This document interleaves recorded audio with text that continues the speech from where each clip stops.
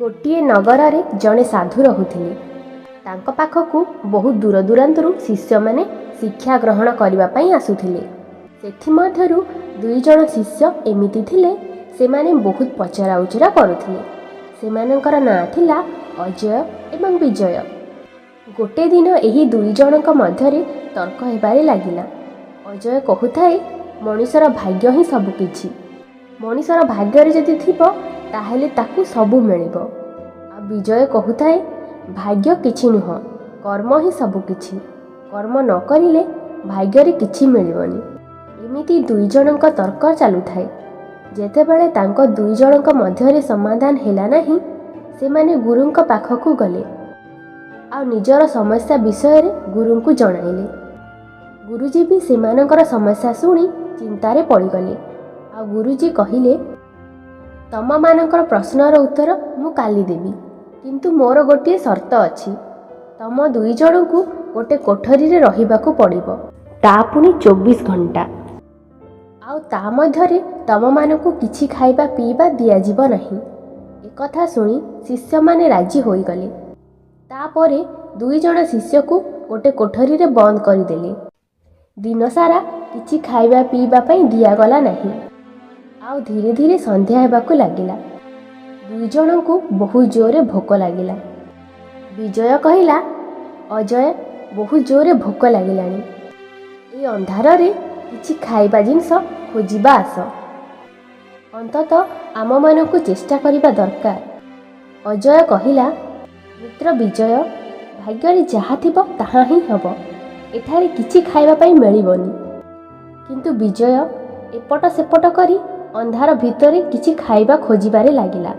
शेषरे विजय गोटे पात्र पाइला। सेथिरे किछि चणा थिला, से भी भजा चणा।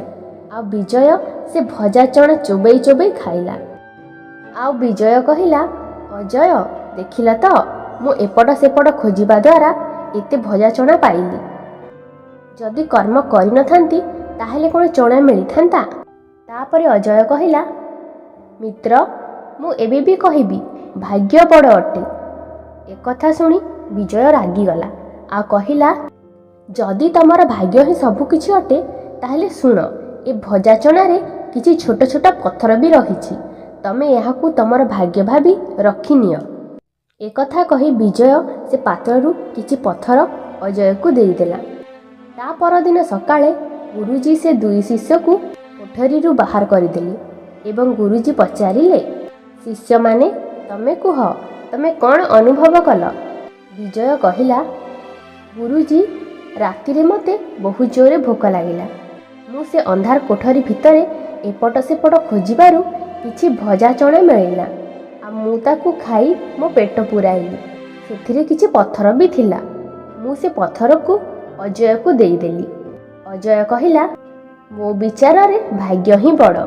मो भाग्य रे पत्थर थिला, सेथिपाई मु पत्थर पाइली। गुरुजी कहिले, काई से पत्थर मते देखाओ। अजय निज पॉकेट रु पत्थर बाहर करी गुरुजी को आगे रखिदेला। तापरे दुई जण शिष्य चमकी पड़िले, काहेकि ना सेगुड़ा सबू पत्थर नथिला, से सबू हीरा थिला। तापरे गुरुजी कहिले, शिष्य मु से पात्र रे भजा चणा आउ हीरा रखी देइथिली। विजय कर्म आउ चेष्टा करिबा द्वारा चणा भी पाइला आउ हीरा भी पाइला। किंतु विजय हीरा को पत्थर भाबी अजय को देई देला। अजय से हीरा को रखिला, सेईटा तार भाग्य थिला। सेही समय रे दुई जण शिष्य पचारिले, गुरुजी ताहेले भाग्य बड़ ना कर्म बड़। गुरुजी कहिले, एई दुईटी ही बड़। जोठारे कर्म रही थाए सेठारे भाग्य भी रही थाए। भाग्य और कर्म दुई जण साथी रे रही थांती। कर्म भाग्य बिना अधूरा रही थाए, आ भाग्य कर्म बिना अधूरा रही थाए। गुरुजी का ए उत्तर सुनी दुई जण शिष्यंकर समस्या समाधान होई गला।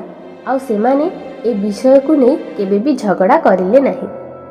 आशा करुछि कहानीटी आपण मानकु भल लागिथिबो। जदि कहानीटी भल लागिला लाइक शेयर कमेंट करिवे। आ एमिति भल भल कहानी देखिबा पई मो चैनल को सब्सक्राइब करिवे। धन्यवाद।